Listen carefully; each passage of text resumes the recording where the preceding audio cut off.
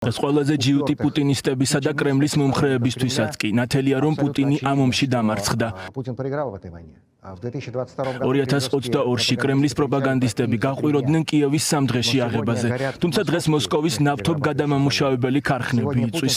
დღეს პუტინის საყვარელი პეტერბურგის ეკონომიკური ფორუმი უკრაინული დრონების მიერ დაყენებული შავი კვამლის ფონზე იხსნება. დღეს წითელ მოედანზე აღლუმი უნდა ჩატარდეს უკრაინის პრეზიდენტის სპეციალური განკარგულებით. ბევრი წლის განმავლობაში პუტინს სურდა თავი წარმოეჩინა ერთგვარ მაჩოდ, ძლიერ, ყოვლის შემძლე ლიდერად.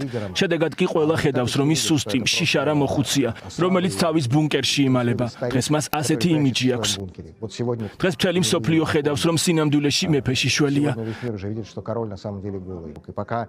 სანამ ეს რეჟიმია კრემლში, მშვიდად ვერ იცხოვრებს ვერც საქართველო, ვერც უკრაინა, მოლდოვა, სომხეთი თუ ბელარუსი, ვისაც კრემლი თავისი გავლენის ორბიტაში ხედავს. მაგრამ მეორეს მხრივ არის პოზიტიური მხარეც, როგორც კი რუსეთში სერიოზული პოლიტიკური ცვლილებები დაიწყება და ამის ყველა ნიშანი შორს არაა. ეს ძალიან პოზიტიურ ცვლილებებს მოიტანს იმ ქვეყნებისთვის, რომელთაც კრემლში აქამდე პოსტსაბჭოთა ქვეყნებს ეძახიან.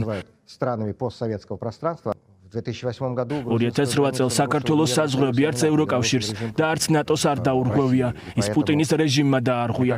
გონია, რომ ძალიან ნათელი უნდა იყოს საქართველოს უსაფრთხოების მთავარი საფრთხე, ისეთივე როგორც უკრაინის, სომხეთის, მოლდოვას და ევროპის. დღეს არის პუტინის დიქტატურა კრემლში და ის რეჟიმი, რომელიც ჩემი აზრით ბოლო წლებია საქართველოშია, რასაც მას დასავლელი პოლიტოლოგები უწოდებენ კლიენტის რეჟიმს, რომელსაც კრემლი აკონტროლებს, მიუხედავად იმისა, რომ მათ თავი დამოუკიდებლად მოაქვთ.